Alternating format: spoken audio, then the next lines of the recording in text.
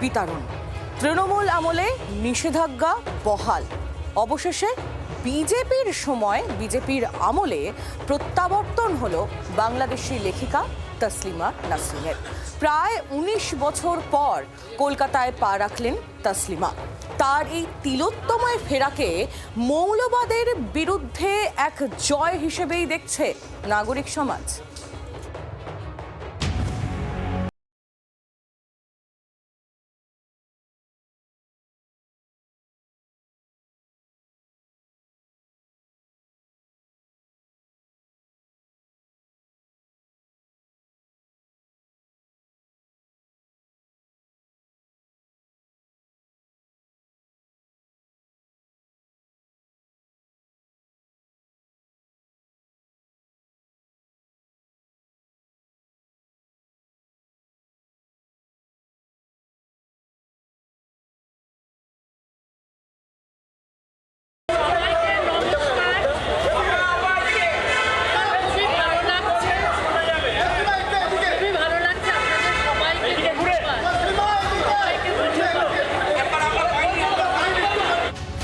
পশ্চিমবঙ্গে তসলিমা ফেরানোর প্রশ্নে অনেক দিন ধরেই সরব ছিলেন রাজ্যের বিজেপির সভাপতি শ্রমিক ভট্টাচার্য।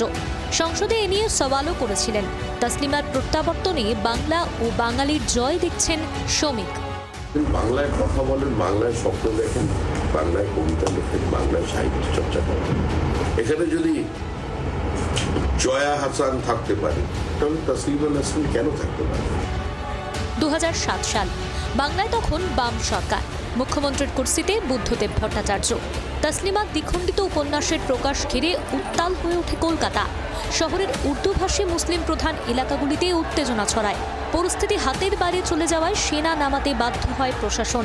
মৌলবাদীদের চাপে তসলিমার বইয়ের ওপর নিষেধাজ্ঞা জারি করে বামফ্রন্ট সরকার। কলকাতা ছাড়তে বলা হয় লেখিকাকে।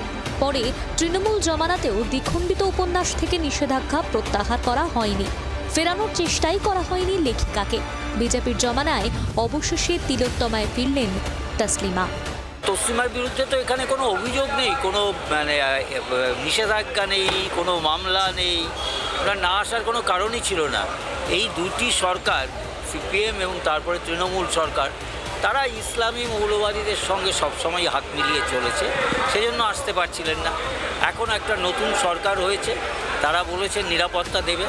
ফলে আমরা যারা দীর্ঘদিন ধরে এই বিষয়টা নিয়ে আমাদের ইচ্ছে ছিল সেটা পূরণ করতে পারছি। যদিও ২০০৭ সালে অশান্তির জন্য বামেদের দায় মানতে নারাজ সেই সময় কলকাতার মেয়রের কুর্সিতে থাকা সিপিএম নেতা বিকাশ রঞ্জন ভট্টাচার্য। মৌলবাদী উত্থানটা হয়েছিল মোটামুটিভাবে তৃণমূল কংগ্রেসের নেতৃত্বে।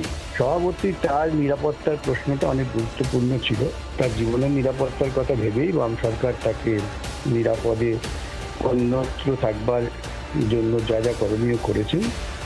প্রায় ২ দশক পর তিলোত্তমায় ফিরেছেন তসলিমা। শনিবার রবীন্দ্র সদনে তাকে সংবর্ধনা দেওয়া হবে। অনুষ্ঠানে থাকবেন মুখ্যমন্ত্রী শুভেন্দু অধিকারী। ক্যামেরায় মিন্টু ও শুভাশিসের সঙ্গে মৌমিতা, সৌমেন ও রাজীবের রিপোর্ট, জি ২৪ ঘন্টা। বাংলার আওয়াজ, বাঙালির আবেগ, জি ২৪ ঘন্টা।